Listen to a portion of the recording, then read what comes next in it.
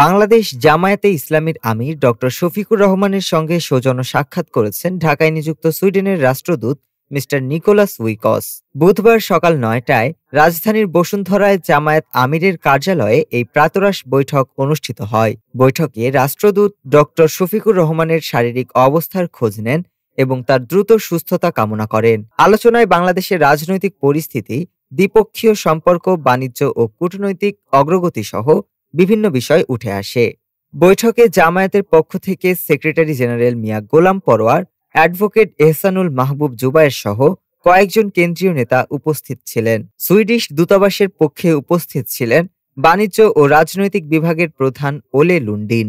উভয় পক্ষ ভবিষ্যতে বাংলাদেশ সুইডেন উন্নয়ন ও অর্থনৈতিক সম্পর্ক আরও গভীর হবে বলে আশাবাদ ব্যক্ত করেন। ডেস্ক রিপোর্ট, আজ বার্তা।